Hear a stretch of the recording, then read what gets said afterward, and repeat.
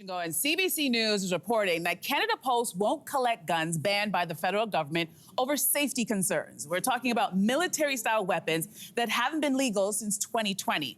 Under Ottawa's buyback program, owners are compensated for sending their unloaded guns back to the government to be destroyed. So, should Canada Post be able to refuse? Carly, I'm going to throw that hot potato over to you first. Listen, I have had so many jobs I was terrible at. And thank God none of them involved having to transport firearms. Yeah. I understand being like, oh, no, I don't want to transport firearms. And if these people haven't been trained to do so, That part? I understand this concern. Does it matter, though, that they already kind of do transport guns? Like, apparently, I'm not a gun person, but you can buy them online and have them delivered But if you're buying, via Canada Post. But if you're buying them online, you have to assume, fingers crossed, that the people who are packaging them in a safe and transportable way. Again, not a gun person either. If somebody's just, what's happening is they're dropping them off in boxes, and then Canada Post employees go and pick them up and have to transport them. I don't have that much faith in the general public, and I feel like... Yeah.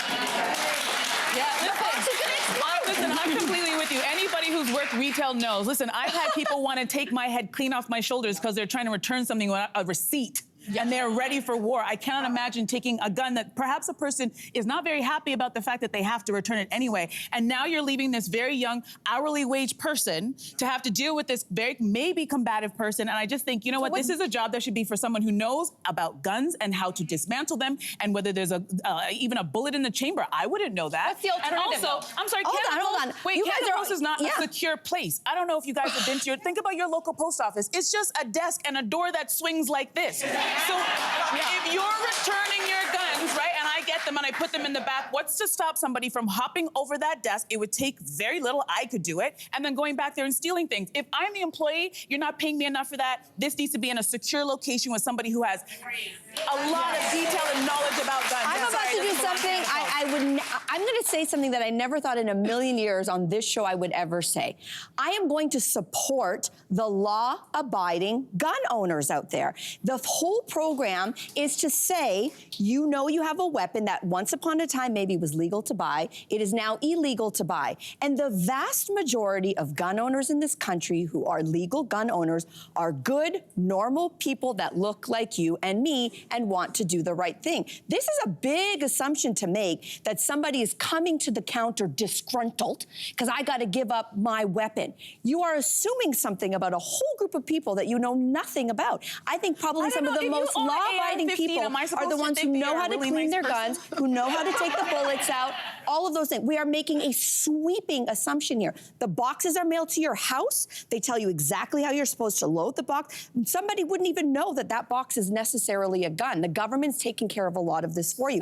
And you don't think that people are going and mailing other things that are questionable at the post office? Well, guns are not the problem. Sure. I mean, the thing is that, okay, so again, they're modeling this after what happened in New Zealand. New Zealand, after the Christchurch incident, massacre, I should say, they decided to look at a buyback program. And it was extremely successful by all accounts. So in their case, I believe people were coming and bringing them to the police station. This option was given like a no-go here because I think that the idea was that police officers were saying that it was too much for they don't have the infrastructure. It's too much for them, but it's fine for the Canada Post employees. This is a question mark. So I think the thing is can't we get creative here? Like, isn't this, we've been talking a lot about AI and robots and taking over people's jobs. Isn't this the exact place where you want AI to be taking over people's jobs? Yeah. Like having stations set up whereby someone can come in into like a, like, you know, as, I don't know, some kind of a safer place. Oh, like the way that you check luggage at the airport. You just put it in a trolley. You got it boxed up, you order the box to come to your house, you zap it, I don't know, and you put it in a thing. I'm It's sorry, safe. like the Toronto Police Department, I think, got $500,000 to make a podcast last year. Can we not? I have a podcast. It doesn't cost $500,000. Can we not take some of the podcast money and put it into making sure that the guns are safe. Because again, I'm not making a sweeping generalization about gun owners. I'm making a sweeping generalization about people's ability to read instructions. It's not about the, it's just that you skim, you see a big black box of just text and you say, I think I've got it. And then you put your gun in the envelope and give it to There's nobody a I would kid. trust more handling a gun than a legal gun owner. And That's is who I that- trust. Right? Yeah, but is that person working at Canada Post?